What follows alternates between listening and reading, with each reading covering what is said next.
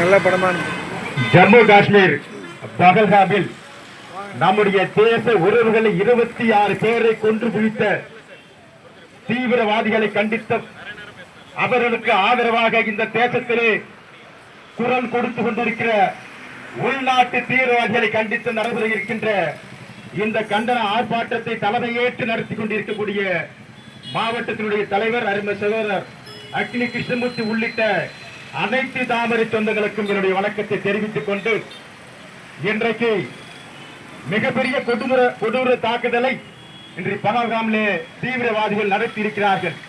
இன்றைக்கு தமிழ்நாட்டிலே திருப்பூரிலே சயான் என்கிற வந்தேரி பங்களாதேஷ் 24 ஆண்டு காலம் இங்கே நம்முடைய தமிழக பெண்ணை மணந்து சட்ட விரோதமாக குடியேறி இருக்கிறார்.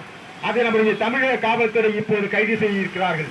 அதே போல சென்னையிலே 33 பங்களாதேஷ் வந்தேரிகள் சட்டவிரோதமாக தங்கியிருக்கிறார்கள். அவர்களையும் இப்போது நம்முடைய டெல்லி காவல்துறை கைது செய்திருக்கிறது.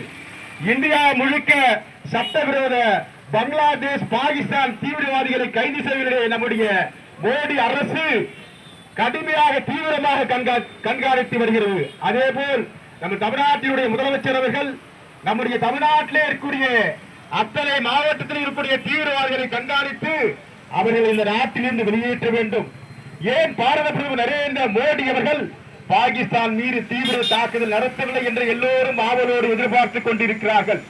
3 ஆண்டுகளுக்கு முன்பு சர்டிகல் சைக்கிளே அபிநந்தன் அவர்கள் தீவிரவாதிகளுடைய முகாமுக்கு சென்று தாக்குதல் நடத்திவிட்டு அவரை 24 மணி நேரத்திலே மீட்ட ஒப்பற்ற தலைவர் பாரத பிரதமர் நரேந்திர மோடி அவர்கள் உலகத்திலே எங்கும் தீவிரவாதம் இருக்கக்கூடாது என்பதற்காக தாக்குதல் நடத்திய அந்த தீவிரவாதிகளை கண்காணித்து இன்னும் ஓரிரு நாட்களில் அவர்கள் எங்கிருந்தாலும் அவர்கள் அடிப்படை அமைப்பில் இருந்து ஒரு குற்றமலை தூக்கி எறிந்து அவர்களை இந்த மண்ணில் இருந்து துளைத்து எறிவார் நம்முடைய பாரத பிரதமர் நரேந்திர மோடி என்று சொல்லி வாய்ப்புக்கு நன்றி கூறி விடுகிறேன். நன்றி, வணக்கம். பாரத் மாதா கி ஜெய்.